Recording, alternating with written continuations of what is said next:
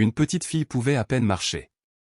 L'enseignante a regardé son pantalon et a immédiatement appelé la police. Avant de plonger dans le vif du sujet, merci d'indiquer dans les commentaires la ville d'où vous regardez l'émission. Bonne lecture et merci de nous avoir rejoints. Dès le premier jour d'école, Mademoiselle Castillo remarqua Viviana Torres. Petite fille à la posture parfaite et à l'expression solennelle, elle était assise au premier rang, les mains soigneusement jointes et les chevilles serrées. Son uniforme était impeccablement repassé, sans un pli, et ses cheveux noirs étaient tirés en un chignon sévère, bien trop mature pour une enfant de 6 ans. Lorsqu'on l'interrogeait, Viviana répondait par des phrases complètes et soigneusement énoncées qui laissaient même l'enseignant de CP le plus expérimenté stupéfait. La métamorphose des chenilles est un processus fascinant, Mademoiselle Castillo, avait-elle dit, son vocabulaire foisonnant provoquant les rires des autres enfants. Mais ce n'était pas le vocabulaire avancé ni l'écriture parfaite de Viviana qui retenait l'attention de Mademoiselle Castillo, mais sa façon de bouger, comme si elle était faite de verre délicat. Pendant que les autres enfants couraient et trébuchaient à la récréation, Viviana s'attardait près du mur, observant avec un détachement analytique, comme si l'idée même de courir lui était étrangère. « Veux-tu participer au tir à la corde » demanda doucement Mademoiselle Castillo un jour, désignant un groupe de filles rieuses. Le regard brun et sérieux de Viviana croisa le sien. « Non merci, je préfère regarder » répondit-elle d'un ton poli et égal. Durant les après-midi bruyants, Mademoiselle Castillo observait Viviana sans jamais s'affaisser sur sa chaise. Même après des heures de cours, son dos restait droit comme une flèche, même si parfois une ombre fugace de douleur traversait son visage avant que son sourire crispé et poli ne revienne. Dès la 3e semaine, Mademoiselle Castillo notait chaque détail étrange, ses fréquentes visites aux toilettes suivies d'une expression soulagée, la coûteuse boîte à lunch de Viviana qui revenait toujours intacte parce que, expliquait-elle, elle n'avait tout simplement pas faim, et la façon dont elle se déplaçait inconfortablement sans jamais se détendre. Un mercredi, pendant le rangement, Mademoiselle Castillo vit Viviana circuler entre les bureaux avec la même grâce délibérée. Lorsqu'un camarade la bouscula accidentellement, le visage de Viviana pâlit l'espace d'un instant avant qu'elle ne remette son masque de politesse en place. « Ça va, Viviana » demanda doucement Mademoiselle Castillo en s'agenouillant à ses côtés. « Oui, Mademoiselle Castillo, je vais parfaitement bien » répondit automatiquement la jeune fille, mais elle n'allait pas bien. Plus tard, à la récréation, Mademoiselle Castillo suivit Viviana jusqu'au bord de la cour. Là, elle vit la jeune fille ajuster quelque chose caché sous sa jupe, le visage crispé par la douleur un instant, puis redevenant étrangement impassible. Agenouillée près de la clôture, Mademoiselle Castillo la regarda dans les yeux. « Chérie, tu n'as pas l'air bien aujourd'hui. Quelque chose te tracasse.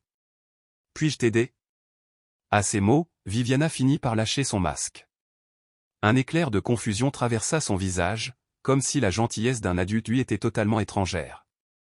Elle se pencha et murmura des mots qui glacèrent le sang de Mademoiselle Castillo, « Tous les pères font ça. » Le cœur de Mademoiselle Castillo se serra, mais lorsqu'elle tendit la main, Viviana se redressa déjà, adressant son sourire habituel. « Rien, Mademoiselle Castillo. Je vais bien. Absolument bien. » Ce soir-là, Mademoiselle Castillo ne put s'empêcher de répondre à la question murmurée par Viviana. Elle commença un carnet, intitulant la première page « Viviana Torres » et la soulignant 2 fois.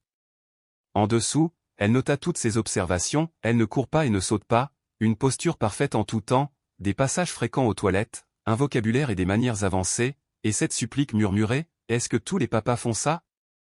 Le lendemain matin, Viviana arriva 7 minutes avant la cloche dans une élégante voiture noire. Son père, un homme grand, impeccablement vêtu et à l'air distingué, sortit le premier. Lorsqu'il posa une main sur l'épaule de Viviana, elle se redressa instantanément, levant le menton dans un geste d'obéissance répété. « Bonjour, Monsieur Torres » le salua Mademoiselle Castillo. « J'aimerais discuter des progrès de Viviana. »« Oh, elle est très avancée » répondit-il d'une voix doucereuse en jetant un coup d'œil à sa montre. « J'ai une journée de réunion bien remplie, mais mon assistante va organiser quelque chose. » Mademoiselle Castillo sourit et se tourna vers Viviana. « J'aime tes chaussures, elles ont l'air confortables. »« Merci, Mademoiselle Castillo. Papa dit que des chaussures adaptées sont importantes pour une bonne posture. Dans notre famille, on prend le développement de nos enfants très au sérieux, n'est-ce pas ?» dit Monsieur Torres en ébouriffant les cheveux de Viviana. « Princesse Viviana, lui rappela-t-il, souviens-toi de ce qu'on a pratiqué ce matin. » Viviana hocha la tête avec obéissance et retourna à la voiture. Lors du cercle du matin, Mademoiselle Castillo a présenté une nouvelle activité. Aujourd'hui, nous allons parler de notre corps. Étirez-vous comme un arbre. Les enfants ont ri en levant les bras au plafond. Tous sauf Viviana, qui s'est simplement redressée d'un pouce, son regard scrutant la pièce avec une vigilance anxieuse. Penchons-nous maintenant et touchons nos orteils comme une fleur fanée. Tandis que les autres enfants se penchaient joyeusement en avant, Viviana se courbait légèrement. Son mouvement était raide, contenu, comme une marionnette au fils emmêlé. Un soupir à peine audible s'échappa de ses lèvres. « Viviana, ça va » murmura Mademoiselle Castillo en se penchant vers elle. « Je vais bien » murmura la fille, même si ses yeux brillaient de larmes retenues. « Je ne pense pas que je devrais me pencher comme ça. » Chacun se plie à sa manière, la rassura doucement Mademoiselle Castillo. « C'est ton corps, il t'appartient. » Viviana soutint son regard avec une expression curieuse, un tourbillon de confusion et d'incrédulité. « Non » dit-elle d'une voix étouffée, comme pour affirmer une vérité évidente. « Cela ne m'appartient pas. Cela appartient à l'avenir. » Tout au long de la journée, Mademoiselle Castillo n'a cessé d'ajouter des notes à sa liste de préoccupations.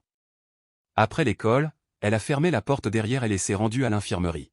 « J'ai besoin de votre avis professionnel sur Viviana Torres » a-t-elle dit à Madame Benitez, une femme bienveillante forte de 30 ans d'expérience. Le visage de Madame Benitez devint pensif.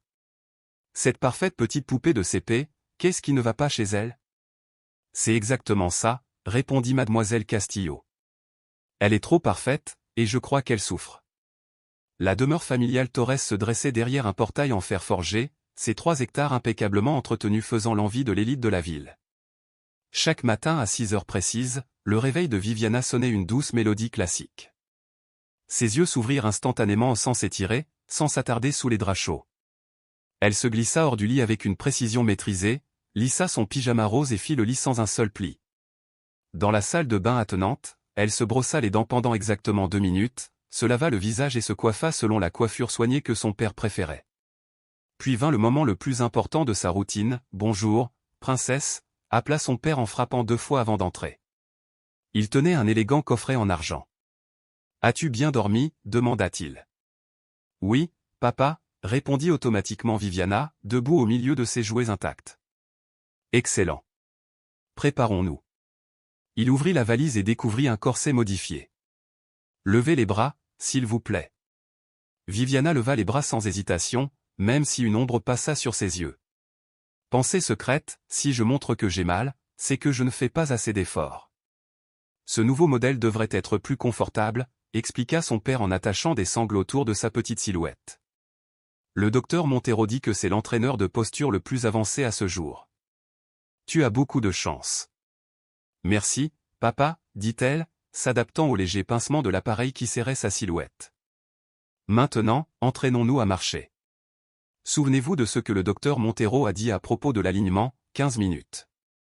Viviana arpentait la pièce sous l'œil attentif de son père, lui donnant de temps en temps des coups d'épaule ou inclinant le menton.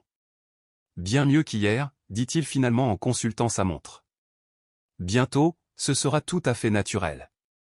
Mais dans son esprit, Viviana pensait, ça ne me paraît jamais naturel.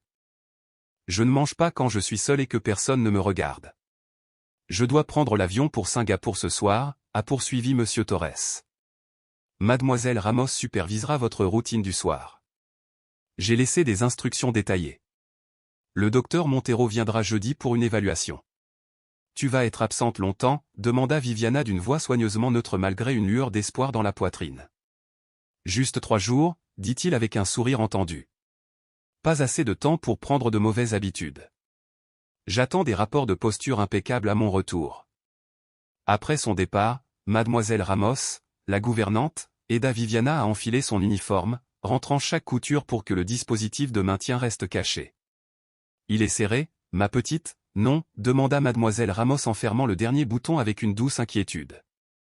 Ce n'est rien, répondit machinalement Viviana. Papa dit que l'inconfort est juste une faiblesse qui quitte le corps. Mademoiselle Ramos pinça les lèvres, mais ne dit rien de plus. Elle termina d'habiller Viviana et la raccompagna en bas.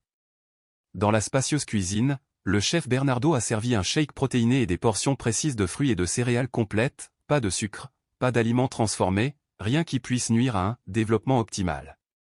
votre déjeuner est préparé exactement comme Monsieur Torres l'a indiqué, lui a-t-il dit en lui tendant une boîte à lunch onéreuse. Et n'oubliez pas, pas d'échange de nourriture avec d'autres enfants. Oui, chef, a convenu Viviana, bien que son regard s'attarde sur les muffins fraîchement cuits qui refroidissaient à proximité ou clairement destinés au personnel. Tandis que le chauffeur la conduisait à l'école, Viviana regardait les autres enfants sauter, traîner les pieds, et même patauger dans les flaques d'eau de la veille. Elle appuya sa paume contre la vitre, imaginant ce que cela ferait d'avoir cette liberté.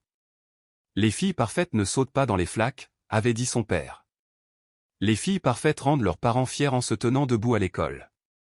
Son masque resta en place jusqu'à ce moment dans la cour, lorsque mademoiselle Castillo s'agenouilla près d'elle et lui demanda si elle avait besoin d'aide. Aucun adulte n'avait jamais remarqué son malaise, ou du moins aucun ne l'avait exprimé à voix haute. L'espace d'un instant, Viviana faillit dire la vérité, mais les filles parfaites gardent leurs secrets les plus précieux. Plus tard, Madame Benitez posa son café, concentrée sur les paroles de mademoiselle Castillo. « Est-ce que tous les pères font ça » demanda Sarah à voix basse. Madame Benitez fronça les sourcils, ses 30 années d'expérience se reflétant dans son expression pensive. Les enfants interprètent souvent mal le comportement des adultes, dit-elle. Mais lorsque Sarah insista à propos des gestes prudents de Viviana, de sa douleur cachée, de l'obsession glaçante de son père, le regard de l'infirmière devint dur. Le nom de Torres avait du poids dans la ville. Ricardo Torres siégeait au conseil d'administration d'hôpitaux et faisait don de millions à des associations caritatives pour enfants. Sa femme est morte quand Viviana était très jeune d'un cancer, disait-on. C'est peut-être pour cela qu'il s'accroche si fort à elle. Je ne savais pas, murmura mademoiselle Castillo. Nous allons programmer des contrôles de routine pour toute la classe, décida madame Benitez. Vision, oui, tout. Aucun soupçon n'a été émis. 2 jours plus tard, Viviana restait parfaitement immobile pendant que madame Benitez testait sa vue avec le test standard. Excellent, Viviana. Maintenant, je dois vérifier ton audition et ta posture. Pourrais-tu enlever ton cardigan, s'il te plaît? La petite fille hésita, son sang-froid vacillant l'espace d'un instant. Puis, comme toujours, elle obéit. Chérie, il faut que j'observe bien tes épaules, dit doucement madame Benitez. Lentement, Viviana commença à déboutonner son cardigan. Lorsqu'elle le fit glisser, madame Benitez remarqua la précaution avec laquelle elle bougeait, comme si elle craignait de desserrer son chemisier. Je vais maintenant toucher tes épaules pour vérifier leur alignement. Ça te va, demanda-t-elle.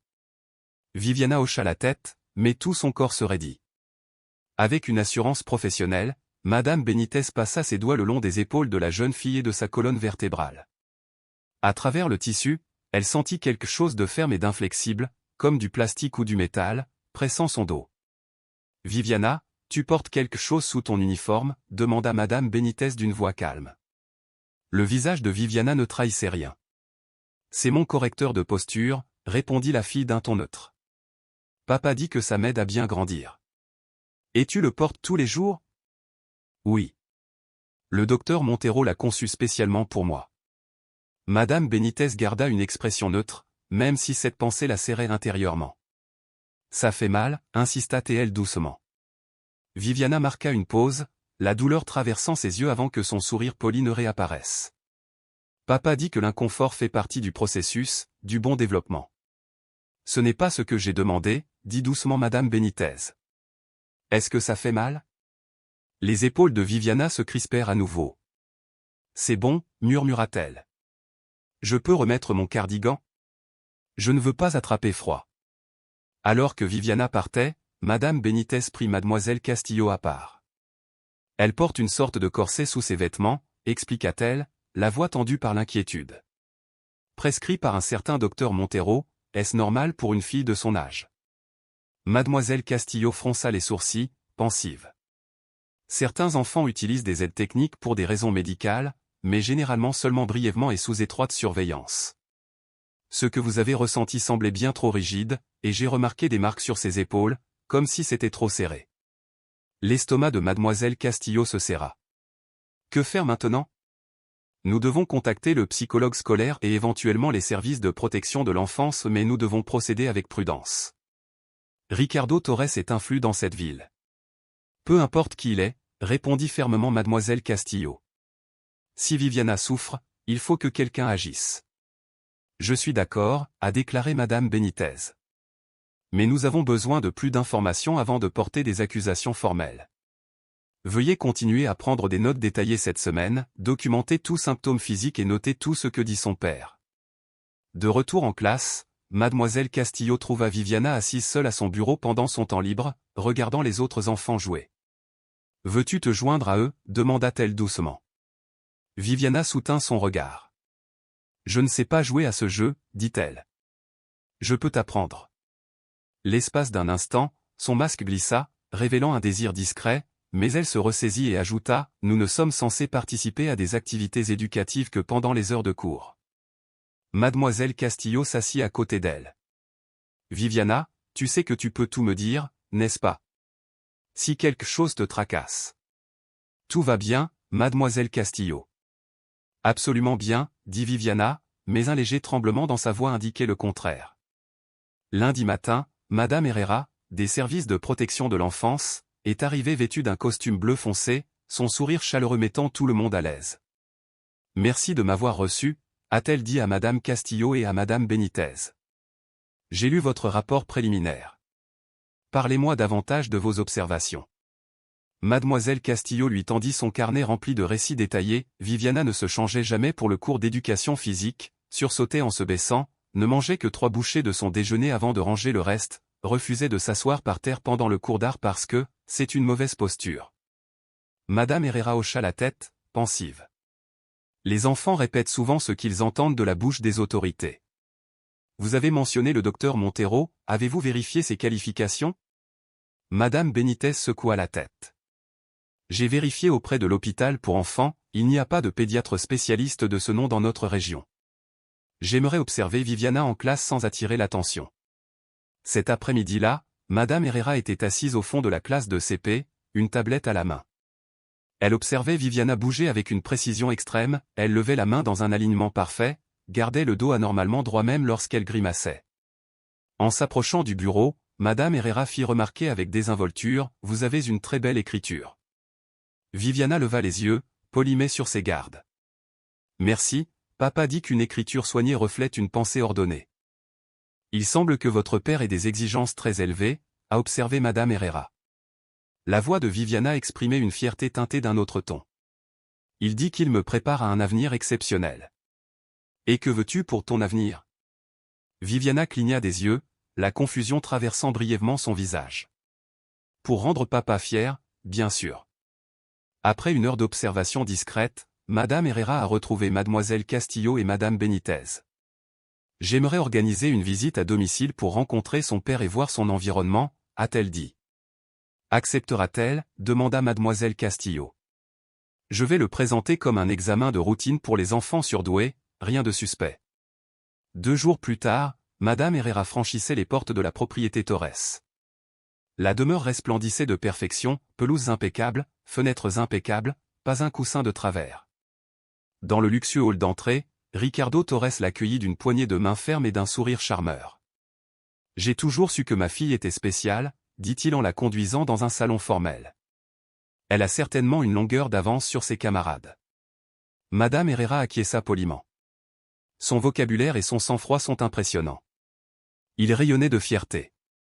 Elle tient de sa mère, brillante et élégante. Je me suis donné à fond pour que Viviana ait tous les atouts. Depuis combien de temps travaillez-vous sur son développement? A demandé Madame Herrera. Ricardo s'est lancé dans une explication enthousiaste de son programme d'apprentissage personnalisé, de ses théories sur le développement du cerveau et de l'importance de l'alignement physique pour l'optimisation cognitive. Puis-je voir Viviana? Demanda finalement Madame Herrera. Bien sûr, dit-il en appuyant sur un bouton d'un élégant panneau d'interphone. Mademoiselle Ramos, veuillez amener Viviana au salon. Lorsque Viviana entra, elle était l'image même de la perfection, cheveux soigneusement peignés, robe impeccablement repassée, posture impeccable. Pourtant, sous cette apparence posée, Madame Herrera percevait une urgence silencieuse, un besoin d'aide, de liberté, que quelqu'un voie la petite fille derrière le correcteur de posture parfait. Madame Herrera ne l'a pas manqué, son regard s'est immédiatement tourné vers son père pour obtenir son approbation. « Bonjour, Madame Herrera », la salua-t-il poliment. Viviana s'entraînait au piano, expliqua Ricardo. Je pourrais peut-être vous jouer quelque chose? J'adorerais. Viviana interpréta un morceau nettement supérieur à son niveau, sous le regard visiblement fier de Ricardo. Mais lorsque la jeune fille fit une fausse note, Madame Herrera remarqua que son sourire se durcissait presque imperceptiblement. Viviana le remarqua aussi, et ses épaules se crispèrent aussitôt. Reste droite, Viviana, lui rappela-t-il doucement en lui touchant l'épaule. Rappelle-toi ce que nous avons appris. La jeune fille se redressa aussitôt, mais Madame Herrera perçut une vive douleur sur son visage lorsque la tournée atteignit la chambre de Viviana. La pièce ressemblait plus à une exposition de musée qu'à un sanctuaire pour enfants. Madame Herrera gardait une expression professionnelle malgré son malaise croissant. « Vous avez une belle maison », dit-elle à Ricardo à la fin de la réunion. « Merci pour votre hospitalité. » Tout cela pour l'éducation de Viviana, répondit-il calmement. « Je suppose que cela signifie qu'elle sera acceptée dans le programme pour élèves surdoués, demanda prudemment Madame Herrera. « Nous sommes encore en phase d'évaluation, répondit Ricardo. « Je vous recontacterai bientôt. » En quittant la résidence Torres, Madame Herrera a immédiatement appelé son supérieur. « Je dois planifier une évaluation complète de toute urgence, a-t-elle dit avec détermination. Plus tard, pendant le déjeuner, Mademoiselle Castillo s'assit à côté de Viviana tandis que la petite fille divisait méthodiquement sa nourriture intacte en parts parfaites. « Viviana, as-tu déjà fêté un anniversaire » demanda-t-elle d'un ton désinvolte. « J'ai des observations à faire pour mon anniversaire » répondit Viviana sans hésiter. « Oui, papa apporte un cupcake protéiné spécial avec une bougie, et nous discutons ensemble de mes progrès de l'année écoulée. Ensuite, il me donne un petit cadeau instructif pour commémorer l'événement. » Ça a l'air très structuré, dit prudemment Mademoiselle Castillo. Et les amis, vous organisez des réunions après l'école? La fourchette de Viviana flottait dans les airs. Papa dit que le développement social intervient une fois les bases physiques et intellectuelles posées. J'aurai des interactions sur certains réseaux sociaux quand je serai prête. Mademoiselle Castillo nota mentalement la précision de sa réponse. À quoi aimes-tu jouer à la maison? Demanda-t-elle à nouveau. Viviana parut perplexe. Je ne joue pas. J'ai des activités d'éveil. Et quand tu es seule dans ta chambre, qu'est-ce que tu fais pour t'amuser? Viviana baissa la voix, comme pour partager un secret. Parfois, quand personne ne regarde, je danse un peu, juste un tout petit peu.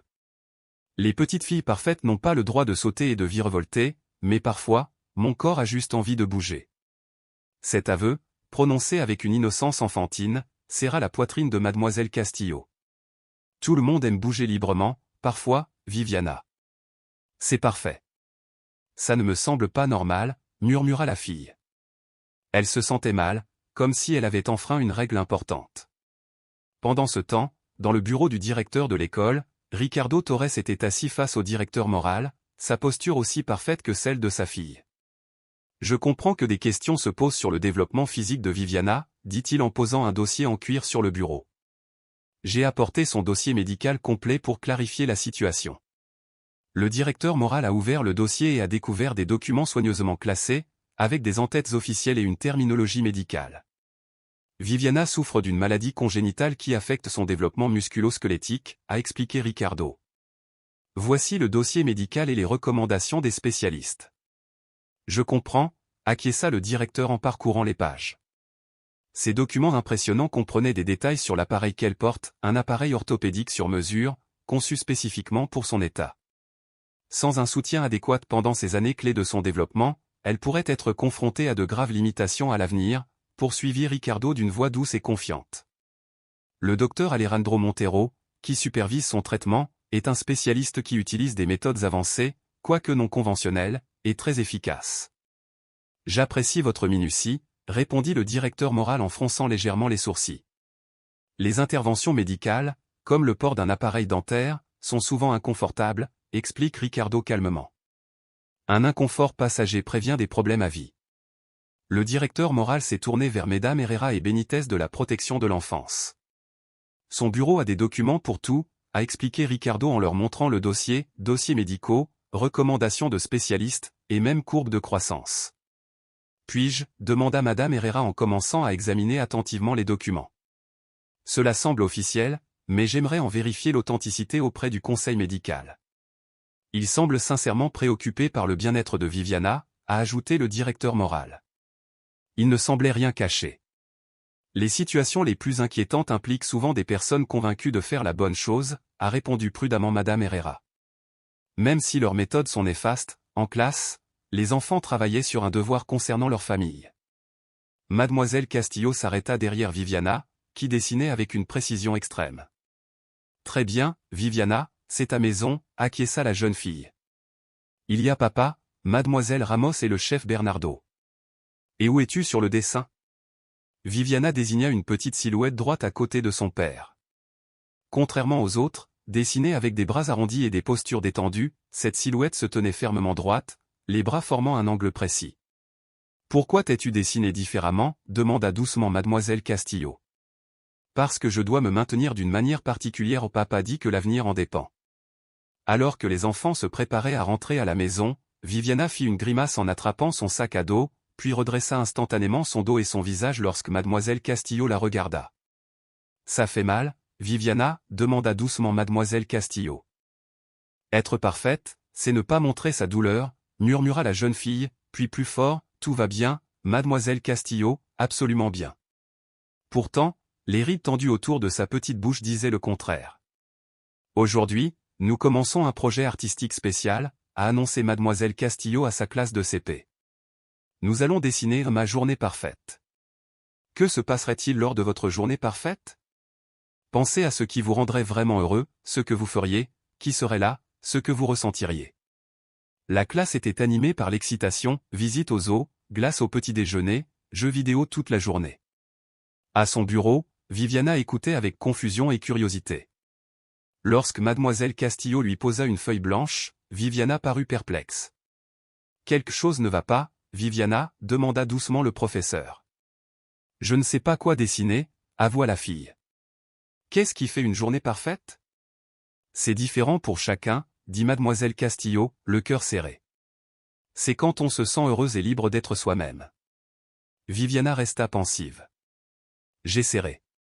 Tandis que les autres prenaient des crayons et dessinaient avec frénésie, Viviana restait immobile, perdue dans ses pensées. Finalement, elle choisit un crayon et commença à tracer des lignes lentement et soigneusement. Mademoiselle Castillo admirait les fusées, les piscines, les licornes et les terrains de football qui parsemaient la classe. Arrivée au bureau de Viviana, elle dut réprimer un soupir. Contrairement au chaos coloré de ses camarades, le dessin de Viviana était d'une précision troublante, une poupée enfantine, les bras et les jambes attachés à de fins fils qui s'étiraient vers le haut autour du torse d'étranges lignes comme une cage. La silhouette se tenait parfaitement droite, tandis que des adultes à l'arrière-plan arboraient un sourire approbateur. « Peux-tu me parler de ton dessin, Viviana? Demanda Mademoiselle Castillo, essayant de garder une voix calme malgré son inquiétude. « C'est moi quand je fais tout bien, expliqua calmement Viviana. Et ces lignes qui vous entourent, sont-elles votre équipement spécial qui vous aide à être parfait? La petite fille acquiesça. Dans mon meilleur jour, je ne le sentirais pas du tout. Je m'y serais habitué et papa dirait, je fais d'excellents progrès. J'ai remarqué que tu t'étais dessiné en marionnette, fit doucement remarquer Mademoiselle Castillo en indiquant les ficelles. Viviana hocha de nouveau la tête. Parfois, j'ai l'impression que je dois bouger dans le bon sens, sinon je fais quelque chose de travers. Et tu te sens à l'aise comme ça?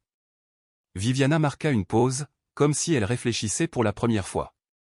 Le confort n'est pas le but, dit-elle doucement. Le but, c'est la perfection. Pendant la récréation, Mademoiselle Castillo a montré le dessin à Madame Benitez et Madame Herrera à l'infirmerie. Je n'ai jamais rien vu de tel chez une enfant de 6 ans, dit-elle. Regardez comme elle se représente, rigoureusement contrôlée par des fils. Ces lignes sur le torse représentent clairement le corset qu'il la force à porter, a observé Madame Herrera d'un air sombre. Elle se perçoit comme un objet de gestion, et non comme un enfant autonome, a ajouté Madame Herrera. Il faut faire quelque chose, insista Mademoiselle Castillo. Ça ne peut pas continuer. Nous montons un dossier, la rassura Madame Herrera. Je vérifie les documents médicaux fournis par Monsieur Torres. Il y a une incohérence, l'entête existe, mais je ne peux pas confirmer les qualifications du docteur Montero. Combien de temps cela va-t-il encore prendre? Demanda Mademoiselle Castillo, la frustration dans la voix. C'est chaque jour douloureux de monter un dossier solide contre quelqu'un comme Ricardo Torres, a expliqué Madame Herrera. Il est respecté, riche et prudent. Si nous agissons précipitamment sans preuve suffisante, il pourrait facilement rejeter nos soupçons et peut-être même renvoyer Viviana de l'école. Alors, on ne va pas la voir souffrir, insista Madame Benitez. Non, répondit fermement Madame Herrera. Nous avons tout enregistré, nous allons monter le dossier étape par étape et créer un espace sûr pour Viviana, où, le moment venu, elle pourra raconter elle-même son histoire. Cet après-midi-là, pendant le temps de partage, les enfants ont présenté leurs dessins à tour de rôle. Quand ce fut le tour de Viviana, elle se tenait parfaitement droite à côté de son bureau, malgré la douleur qui se lisait dans ses yeux. Lorsque je suis parfait, j'obtiens des résultats optimaux et je reçois une évaluation positive, dit-elle avec son air d'adulte habituel. Les autres enfants parurent perplexes, mais Mademoiselle Castillo remarqua autre chose, tandis que Viviana parlait, son regard se posait sans cesse sur le dessin coloré d'Emma représentant un pique-nique familial au parc. Plus tard, alors que les enfants se préparaient à rentrer à la maison, Mademoiselle Castillo vit Viviana debout devant le panneau d'affichage. « Tu cherches ton dessin » demanda-t-elle doucement. « Non » répondit Viviana à voix basse, tout en fixant la scène heureuse d'Emma. Elle regardait les autres, la voix pleine de désir. « Il semble si libre » murmura Viviana. « Tout le monde mérite de se sentir libre, Viviana » répondit doucement Mademoiselle Castillo, d'un ton doux, surtout pour les enfants. Viviana soutint son regard, ses yeux sérieux s'adoucissant soudain de vulnérabilité. « Même moi » demanda-t-elle, le souffle à peine audible. L'espace d'un instant, sa posture parfaite se détendit, comme si l'idée même de liberté avait ôté un poids invisible de ses frêles épaules. À son bureau, le docteur Léonore Sifuente s'arrêta pour examiner les dossiers étalés devant elle, le dessin obsédant de Viviana, les observations minutieuses de Mademoiselle Castillo, le rapport médical de Madame Benitez et les documents fournis par Ricardo Torres. « Merci de nous avoir consultés, docteur, dit Madame Herrera. Votre avis de pédiatre pourrait être déterminant. » Le docteur Sifuente ajusta ses lunettes, fronçant les sourcils en lisant. Ces dossiers médicaux contiennent des incohérences alarmantes. La terminologie est techniquement correcte, mais étrangement appliquée, comme si elle avait été rédigée par quelqu'un ayant des connaissances médicales générales mais aucune spécialisation pédiatrique. Elle leva les yeux. Et ce docteur Montero, Alejandro Montero, prétend avoir examiné tous les dossiers médicaux du pays. Madame Benitez répéta la question, et le docteur Sifuente hocha gravement la tête. Il y a des dossiers, mais il n'est pas médecin. Il dirige un centre de développement alternatif, spécialisé dans l'optimisation structurelle des enfants. Mademoiselle Castillo fronça les sourcils. Qu'est-ce que ça veut dire? À en juger par le corset de Viviana, explique le docteur Sifuente, il s'agit plutôt d'un corset modifié. Aucun pédiatre sérieux ne prescrirait un tel dispositif à un enfant en pleine croissance. Elle marqua une pause. L'utilisation prolongée de dispositifs restrictifs peut retarder le développement musculaire, gêner la respiration et provoquer des douleurs chroniques. Les enfants ont besoin de mouvement pour grandir sainement. Madame Herrera a griffonné des notes. Que faut-il pour une évaluation complète? Un examen médical complet, incluant des radiographies pour détecter d'éventuelles modifications structurelles, a répondu le docteur Sifuente. Mais le consentement des parents est requis, et il est peu probable que M. Torres l'accepte s'il soupçonne que nous l'interrogeons. Y a-t-il une autre solution, a demandé quelqu'un. Le docteur Sifuente a réfléchi. Si l'infirmière scolaire constate des symptômes physiques spécifiques lors des examens de routine, cela pourrait justifier une intervention médicale. Le lendemain, Madame Benitez a effectué des examens de la vue dans la classe de CP. Quand ce fut le tour de Viviana, l'infirmière l'observa attentivement. « Je vois que vous bougez constamment », observa-t-elle. « Avez-vous mal au dos aujourd'hui » Viviana hésita. « C'est mon correcteur de posture, il se contracte si je reste assise trop longtemps, et ça fait mal. » « Ça ne devrait pas être raide », insista l'infirmière. Viviana répondit prudemment, « Papa dit que l'inconfort signifie que ça marche. » « Et combien de temps le portez-vous chaque jour ?»« Toute la journée, sauf à l'heure du bain, et parfois la nuit, si ma posture est particulièrement mauvaise, » murmura Viviana. L'expression de Madame Benitez resta neutre, même si une lueur d'inquiétude traversa son regard. « Avez-vous déjà consulté un médecin traitant à propos de cet appareil ? Pas le docteur Montero, mais un médecin hospitalier ?» Viviana secoua la tête. « Papa dit que les médecins ne maîtrisent pas les techniques de développement avancé. Il pourrait entraver mes progrès. » Pendant ce temps, Mademoiselle Castillo a transformé sa classe pour permettre à tous les enfants de bouger librement. Elle a aménagé un coin mouvement où les élèves pouvaient s'étirer ou se déhancher. Notre corps a besoin de mouvement pour rester en bonne santé, a-t-elle expliqué. Les enfants ont embrassé cette liberté tous sauf Viviana, qui regardait avec envie, mais restait clouée à sa place pendant la récréation. Dans la cour, Mademoiselle Castillo s'agenouilla à côté d'elle. « Tu veux essayer les balançoires aujourd'hui? Je peux te pousser doucement. » Les yeux de Viviana s'illuminèrent brièvement, puis s'assombrirent. « Je ne peux pas, dit-elle. Papa et le docteur Montero disent que des mouvements non structurés peuvent anéantir des mois de progrès. » Cet après-midi-là, le téléphone de Madame Herrera vibra, annonçant une nouvelle urgente. Une fillette de 7 ans avait été admise à l'hôpital pédiatrique pour insuffisance respiratoire aiguë et compression musculo-squelettique, causée par un dispositif de posture alternative conçu par Montero.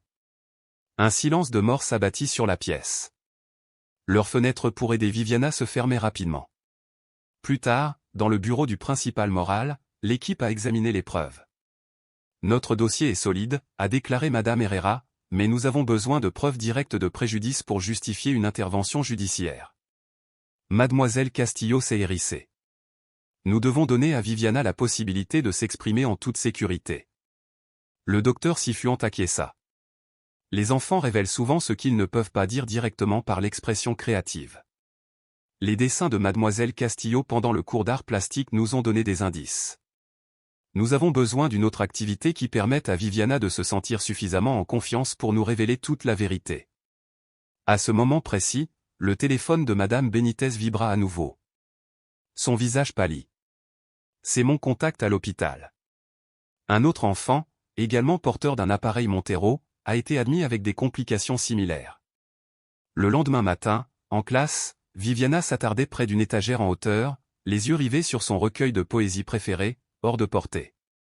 D'autres enfants auraient grimpé sur une chaise ou demandé de l'aide, mais Viviana restait figée, comme si elle attendait que le livre descende de lui-même. Mademoiselle Castillo s'approcha. « Avez-vous besoin de quelque chose, Viviana ?» La question la surprit. « Tout va bien, » répondit Viviana, les joues rouges de désir. « Pourquoi n'avez-vous pas demandé de l'aide ?» Viviana parut perplexe. « Les gens parfaits n'ont pas besoin d'aide. Papa dit que l'indépendance est le signe d'un bon développement. » Le même jour, Mademoiselle Castillo a présenté une nouvelle leçon. « Aujourd'hui, nous allons parler de la demande d'aide. Même les adultes ont besoin d'aide, les médecins demandent de l'aide aux infirmières, les pompiers travaillent en équipe, les présidents ont des conseillers. » Elle a organisé une chasse au trésor dans la classe, chaque enfant avait une carte avec un objet à trouver, et s'il avait besoin d'aide, il pouvait demander à un ami ou à l'enseignant. La salle bourdonnait de collaboration où tout le monde sauf Viviana, qui fixait sa carte avec anxiété. Mademoiselle Castillo s'agenouilla à côté d'elle. « Votre carte dit, trouvez le marqueur rouge dans le placard à dessin. Que pouvez-vous faire ?» Viviana fronça les sourcils. « Attendre qu'il s'ouvre, ou demander de l'aide ?» Mademoiselle Castillo sourit. « Voulez-vous essayer ?» Une lueur de peur traversa le visage de Viviana.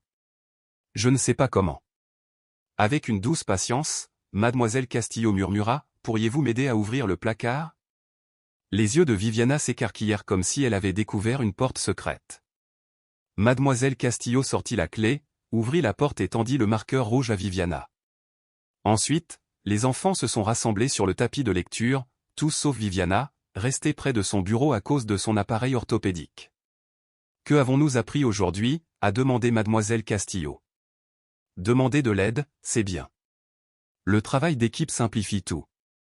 Tout le monde a besoin d'aide parfois. » Pendant la lecture silencieuse, Mademoiselle Castillo s'assit à côté de Viviana. « Que as-tu pensé de la leçon d'aujourd'hui » demanda-t-elle doucement. Viviana jeta un coup d'œil autour d'elle, puis murmura, « Est-il vrai que les personnes parfaites demandent de l'aide ?» Absolument, répondit Mademoiselle Castillo. Savoir quand on a besoin d'aide est une forme de sagesse. Ce soir-là, Viviana réfléchit à cette idée nouvelle et révolutionnaire.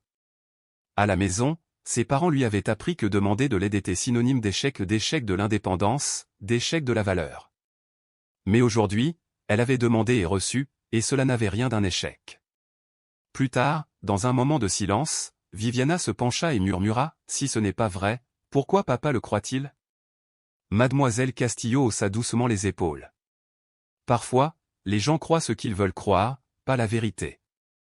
Ton père veut le meilleur pour toi, mais il se trompe peut-être sur la façon d'y parvenir. La posture parfaite de Viviana vacilla. Elle hésita, puis murmura, « Mademoiselle Castillo, parfois, j'ai du mal à respirer quand les baskets sont trop serrées. Ça vous va ?» Un frisson parcourut l'échine de Mademoiselle Castillo. Non, Viviana, ce n'est pas normal, et ce n'est pas normal. Une larme coula sur la joue de Viviana au son premier aveu de souffrance. À cet instant, tout bascula. La berline noire aux vitres teintées arriva à la majestueuse propriété Torres à 14h15 précise. Madame Herrera sortit de la voiture, entourée de l'agente Clara Rodriguez en civil et du docteur Léonore Sifuente, sa trousse médicale serrée. N'oubliez pas, leur rappela Madame Herrera alors qu'ils approchaient de l'imposante porte d'entrée, officiellement, il s'agit d'une visite pour vérifier les conditions de vie, et non d'une enquête. Notre mission est de garantir que Viviana est en sécurité et en bonne santé. Avant même qu'il puisse frapper, la porte s'ouvrit brusquement. La gouvernante, Mademoiselle Ramos, leur adressa un sourire forcé. « Monsieur Torres vous attend. Entrez, s'il vous plaît. » Leurs pas résonnèrent dans le hall de marbre tandis qu'ils pénétraient plus profondément dans la demeure. Tout brillait aux sols immaculés, lustres scintillants, œuvres d'art aux murs et pourtant, l'espace semblait étrangement stérile, plus proche d'une exposition de musée que d'une maison habitée. Dans un bureau richement lambrissé, Ricardo Torres se leva de derrière un bureau ancien avec une précision courtoise. « Madame Herrera, quelle visite inattendue et, si je puis dire, brusque. » Il fit un geste de la main vers les nouveaux arrivants. « L'agent Rodriguez et le docteur Sifuente, je suppose ?» Madame Herrera croisa son regard poli. « Oui, monsieur Torres. Il s'agit d'un contrôle de routine dans le cadre de notre procédure de surveillance. » Ses traits vacillèrent irritabilité, anxiété avant qu'ils ne se ressaisissent. « Bien sûr.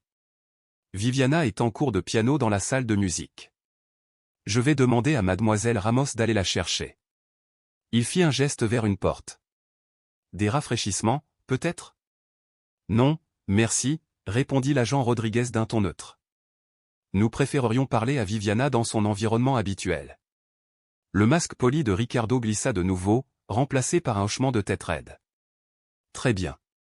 Par ici, s'il vous plaît. » Il les conduisit dans un couloir bordé de portraits officiels, chaque image de Viviana posant avec une posture impeccable, mais son visage était toujours flou ou photographié de profil, comme si son identité était censée rester indistincte. Ils entrèrent dans une vaste salle de musique encadrée de baies vitrées. Un élégant piano à queue noire trônait en son centre. Viviana était perchée sur le banc, ses petits doigts glissant méthodiquement sur les touches, tandis qu'un professeur âgé tapait un rythme régulier. Sur un ordre sec de son père, « Viviana, nous avons de la visite. Veuillez nous saluer correctement. » Elle cessa de jouer et se leva, chaque mouvement mesuré. « Bonjour, » entonna-t-elle d'une voix parfaitement rodée. « Bienvenue chez nous. » Le docteur Sifuente s'accroupit à la hauteur de Viviana. « Bonjour Viviana, je suis le docteur Sifuente, pédiatre et j'aide les enfants à rester en bonne santé. » Les yeux de la jeune fille scintillèrent d'appréhension tandis qu'elle jetait un regard à son père. « Ces dames veulent vous poser quelques questions, » expliqua calmement Ricardo. « En fait, » intervint l'agent Rodriguez, « la procédure standard exige un entretien privé. » Le sourire courtois de Ricardo se durcit. Madame Herrera prit la parole d'un ton ferme, « Refuser un entretien standard peut éveiller les soupçons et déclencher une procédure plus formelle. » Après un bref instant de tension, il hocha lentement la tête. « Très bien. J'attendrai dans la pièce voisine. Viviana, garde ton calme. » Une fois qu'il se fut retiré, le docteur Sifuente lui adressa un sourire chaleureux. « Voudriez-vous me montrer votre chambre ? Je suis curieux de savoir où vous dormez et jouez. » Viviana obéit d'une voix neutre. Dans sa chambre, tout était impeccable, meubles luxueux, rangées de jouets éducatifs, livres parfaitement alignés. Rien ne semblait usé ni usé. L'agent Rodriguez commenta, « Quelle belle chambre. Aimez-vous y passer du temps ?» La réponse de Viviana fut automatique, « J'ai mon emploi du temps ici. » Le docteur Sifuente fit un geste vers une chaise. « Vous devez être fatigué après votre cours de piano. Voulez-vous vous asseoir pendant que nous discutons ?» La confusion traversa le visage de Viviana. « Dans un cadre formel, il faut une posture parfaite, lui dit-on. Mais nous discutons simplement amicalement. » À contre-cœur, la jeune fille s'assit au bord du lit, mais même là, elle resta anormalement droite. Viviana, dit doucement Madame Herrera, Mademoiselle Castillo a mentionné que vous utilisiez un appareil spécial pour la posture. Pouvez-vous nous en parler? Les petites mains de Viviana se tordirent sur ses genoux. C'est mon entraîneur de posture. Il m'aide à bien me développer. Le docteur Sifuant insista, est-ce que ça fait mal? Viviana hésita avant de murmurer, papa dit que l'inconfort fait partie du bon développement. Je n'ai pas posé la question, répondit gentiment le docteur Sifuant. Je veux savoir si ça fait mal. Le silence retomba. La fille se débattit, puis murmura, oui. L'agent Rodriguez hocha la tête et demanda, pouvons-nous voir l'appareil? Viviana jeta un coup d'œil nerveux vers la porte. Il est dans le placard. Je ne le porte pas aujourd'hui, papa a dit que j'avais besoin de jouer. Ils échangèrent un regard inquiet. Le docteur Sifuant s'approcha du placard ouvert. Là, à côté des vêtements impeccables, se trouvait un engin rigide, semblable à un gilet, doté de bretelles réglables. Elle tendit la main pour l'examiner, lorsque la porte s'ouvrit brusquement. Ricardo Torres occupait l'embrasure, le visage tonitruant. Que faites-vous? C'est la propriété personnelle de ma fille. Nous procédons à une vérification standard de l'état de santé, dit l'agent Rodriguez d'un ton neutre. Cela comprend l'inspection de tous les appareils médicaux qu'elle utilise régulièrement. Ricardo s'avança, bloquant l'accès. Cet appareil a été fabriqué sur mesure par Alejandro Montero, un expert, pas un médecin agréé, expliqua calmement Madame Herrera. Viviana resta immobile, le regard empreint de peur et d'espoir. Je pense que nous en avons assez vu, déclara l'agent Rodriguez en regardant Ricardo droit dans les yeux. Nous devons accompagner Viviana à un examen médical standard. L'espace d'un instant, sa confiance vacilla. Ce n'est pas nécessaire, j'ai fourni tout son dossier médical, insista-t-il. Le docteur Sifuant intervint en brandissant l'appareil. En tant que pédiatre, je peux affirmer que cette construction est dangereuse pour une enfant de l'âge de Viviana. Elle pourrait causer de graves dommages. Le ton de Ricardo s'édurcit. Alejandro Montero est un visionnaire, ses méthodes sont tout simplement avancées. Les adultes se disputèrent sous le regard partagé de Viviana. Madame Herrera s'agenouilla près d'elle. Viviana, accepteriez-vous d'aller faire un bilan de santé avec le docteur Sifuant? Juste pour être sûr que vous êtes à l'aise. Ricardo l'interrompit, vous n'avez pas besoin de bilan de santé, et je n'y consens pas. Monsieur Torres, répondit calmement l'agent Rodriguez, pour des raisons médicales, nous avons des motifs valables pour une ordonnance temporaire autorisant un examen. Vous pouvez venir avec nous ou rester ici, nous procéderons avec ou sans vous. Après un silence pesant, il soupira et hocha la tête. Bien. J'emmène Viviana moi-même. J'ai bien peur que ça ne se passe pas comme ça, dit l'agent Rodriguez. Viviana nous accompagnera. Vous pouvez nous suivre en voiture jusqu'à l'hôpital pour enfants. Le docteur Sifuant lui tendit la main. Je vais juste voir comment votre corps grandit. Ça ne fera pas mal, promis. Viviana se percha nerveusement sur la table d'examen tandis que le pédiatre commençait une évaluation douce et approfondie. Plus tard, le docteur Sifuant a rencontré Madame Herrera et l'agent Rodriguez dans une salle privée, radiographie en main. Les résultats sont alarmants, a-t-elle dit doucement. Viviana présente des signes précoces d'atrophie musculaire et de compression vertébrale. Sa capacité pulmonaire est inférieure à la normale, ce qui est cohérent avec l'utilisation prolongée de ce dispositif restrictif. Dans la salle d'attente, une éducateur de jeunes enfants était assise avec Viviana. Au lieu de jouer, Viviana regardait les autres enfants rire et courir. Finalement, lorsqu'on lui offrit un crayon et du papier, elle dessina une petite silhouette à l'intérieur d'une cage, la posture parfaite mais le regard vide, observant les enfants libres dehors. C'est comme ça qu'elle se voit, murmura Madame Herrera lorsque le dessin fut montré à l'équipe. À cet instant, les preuves matérielles et le portrait de Viviana lui-même illustrèrent clairement le tableau, son enfance était piégée. Le docteur Sifuant acquiesça. Nous avons tout ce qu'il nous faut. Il est temps de passer à l'étape suivante. Le lendemain matin, Ricardo Torres a fait irruption à l'école élémentaire Franklin, vêtu de son costume impeccable, le visage tiré et tendu. Ignorant les protestations de la secrétaire, il s'est dirigé vers le bureau du directeur moral. « J'emmène Viviana immédiatement », a-t-il déclaré en jetant une enveloppe sur le bureau. « Voici ses papiers de transfert vers une école privée qui comprend le développement progressif. »« Veuillez vous asseoir, monsieur Torres », répondit calmement le proviseur moral. « Il faut qu'on en discute. » Il n'y a rien à discuter, s'exclama-t-il. À ce moment-là, Madame Herrera et l'agent Rodriguez entrèrent. Monsieur Torres, nous sommes ici pour examiner les résultats de l'examen médical. Alors que la confrontation se déroulait, dans une classe voisine, Mademoiselle Castillo a animé un cercle d'émotions. Tour à tour, les enfants ont partagé des moments de joie et de peur. Quand ce fut le tour de Viviana, elle a lu sa carte à voix haute, douleur, et l'enseignante lui a gentiment demandé si elle se souvenait d'un moment où elle l'avait ressenti. La posture de Viviana s'est raidie sous l'effort, elle a jeté un coup d'œil vers la porte, puis de nouveau vers Mademoiselle Castillo, le visage crispé par une lutte intérieure. « Tu es en sécurité ici », lui assura l'institutrice. Et dans cette promesse résidait le fragile espoir d'une enfance enfin normale. Quelque chose en Viviana céda, comme si un barrage longtemps tenu avait finalement cédé. « J'ai mal tous les jours », murmura-t-elle d'une voix tremblante. Le coach me serre si fort que parfois je n'arrive pas à respirer pendant mon sommeil. Je fais des cauchemars où je suis piégé. Je pensais que tous les enfants avaient ces appareils pour bien grandir. Le silence retomba dans la classe. Les mots jaillissaient de plus en plus vite des lèvres de Viviana, comme si elle craignait d'être coupée. Papa dit que c'est pour mon avenir, mais j'ai mal maintenant. Le docteur Montero me serre de plus en plus fort. Il me mesure chaque semaine pour voir si je me développe correctement. Si je me plains, papa dit que je suis ingrate pour toute cette attention particulière. Mademoiselle Castillo s'agenouilla près d'elle, le cœur lourd sous le flot de vérité.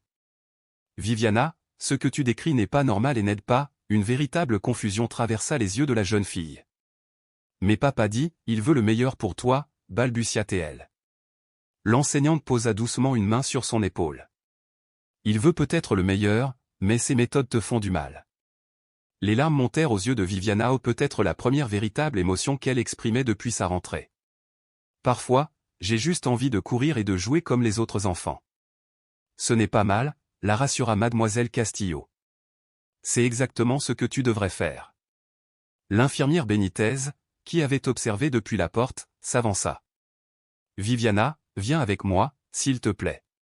Il y a des gens qui ont besoin d'entendre ce que tu viens de nous dire. Dans le bureau du directeur moral, la discussion animée s'interrompit lorsque l'infirmière Benitez entra, guidant Viviana. Les yeux de la jeune fille s'écarquillèrent à la vue de son père. « Papa, dit-elle doucement.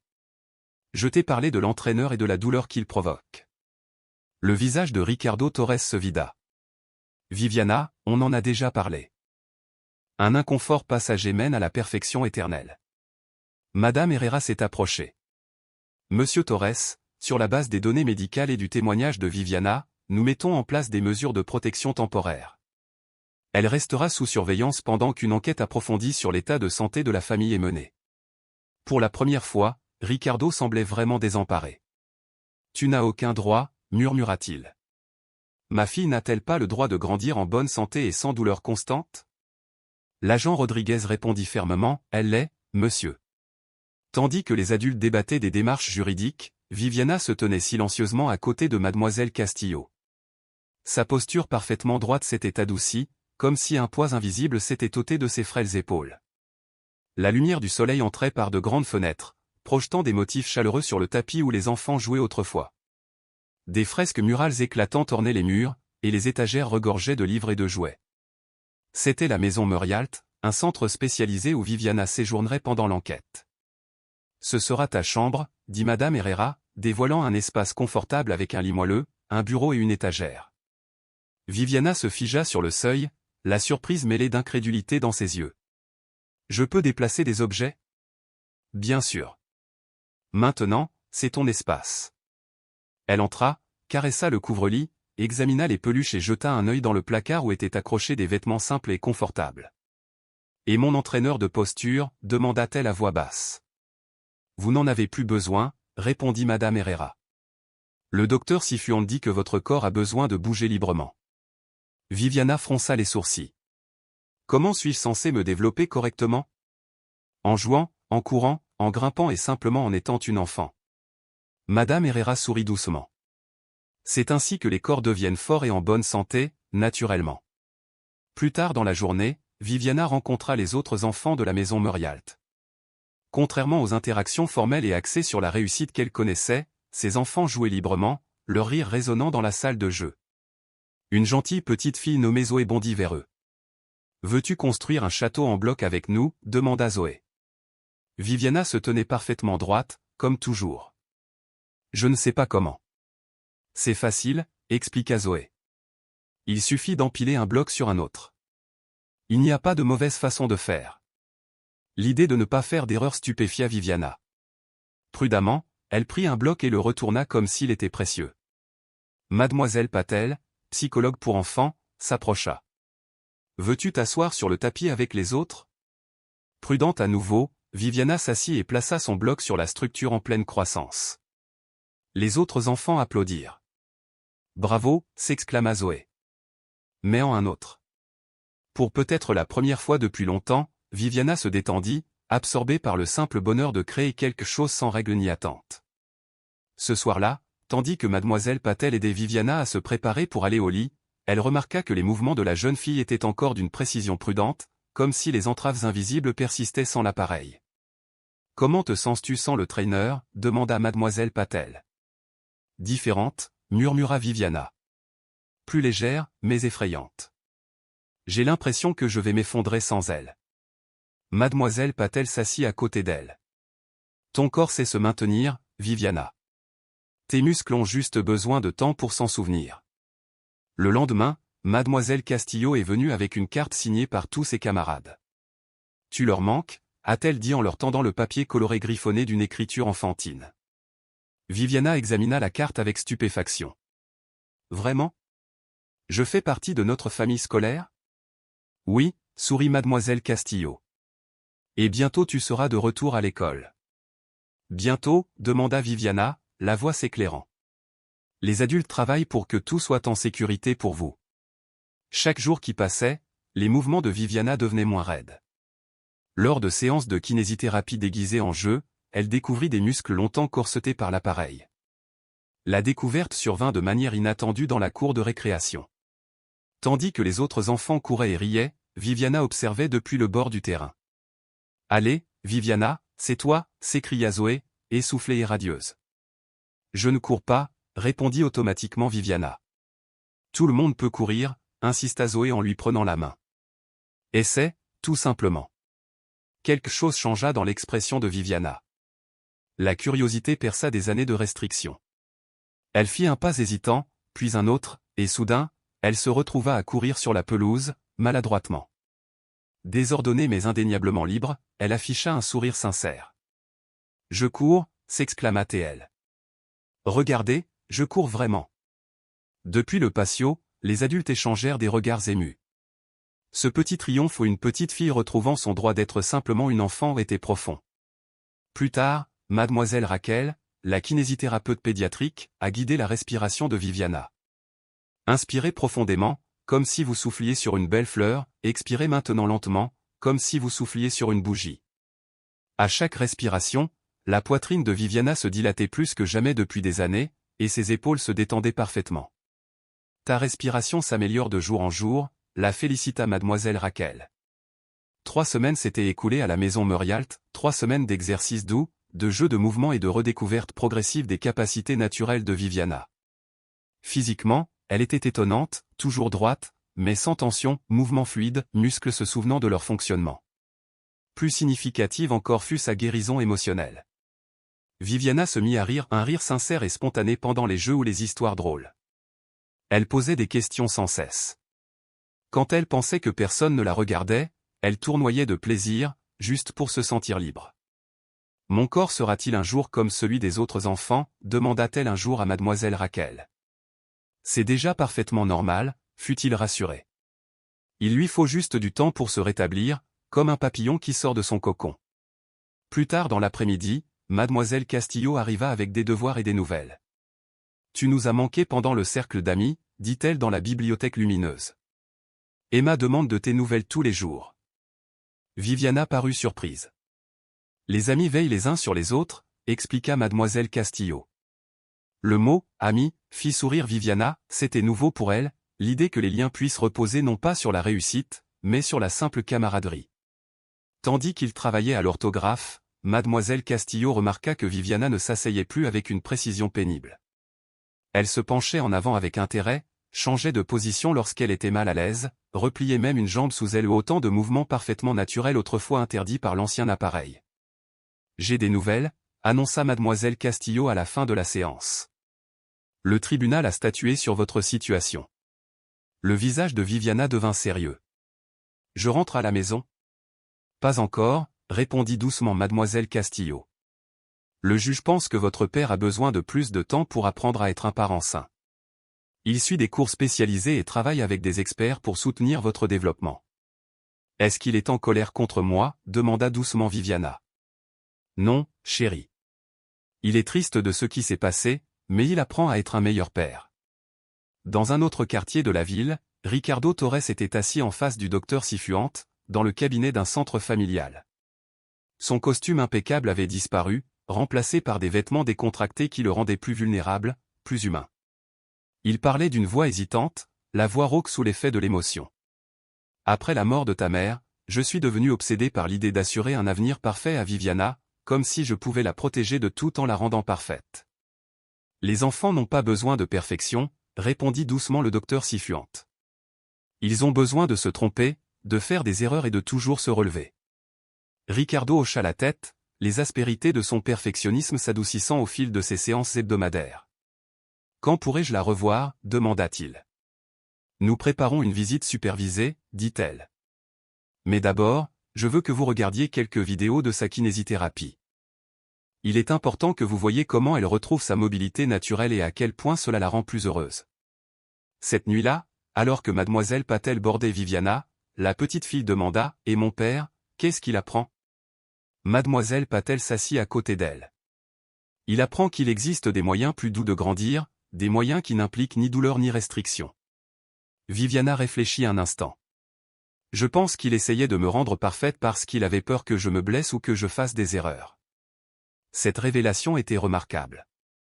Tout le monde fait des erreurs, même les adultes, a déclaré mademoiselle Patel avec un sourire chaleureux.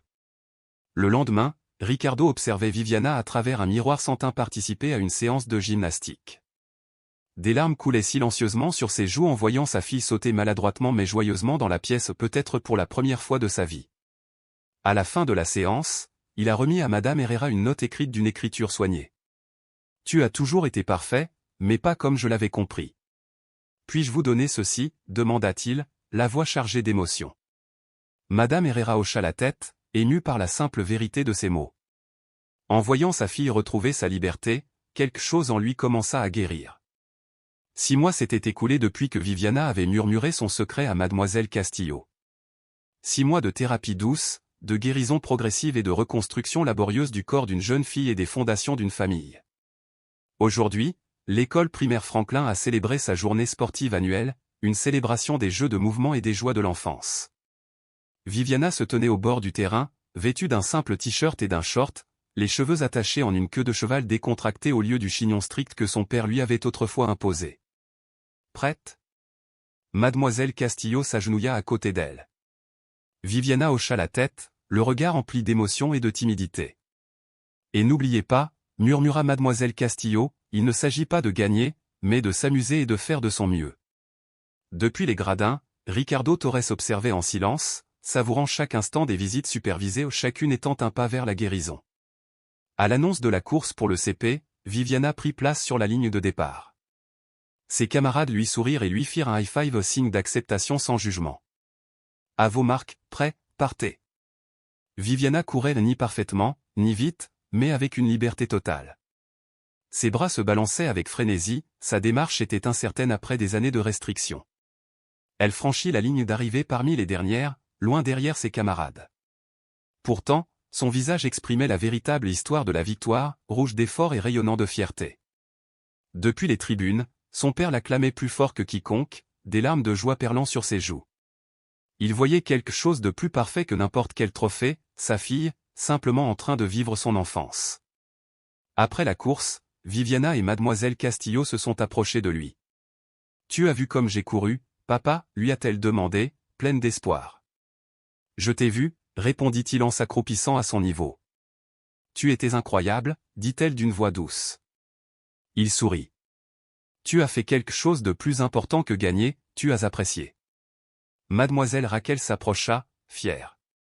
Ton corps se souvient chaque jour comment bouger librement. Je suis si heureux, murmura Ricardo, la voix tremblante.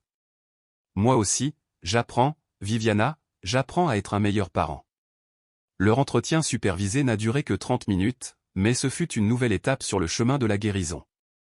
Alors que Ricardo s'apprêtait à partir, Viviana l'a surpris en le serrant dans ses bras, une chose qu'elle n'avait jamais faite lorsque sa vie était régie par des règles strictes et des postures parfaites. À la semaine prochaine, papa, dit-elle simplement. Plus tard, tandis que les enfants dégustaient une glace, Mademoiselle Castillo regardait Viviana discuter et rire avec ses amis.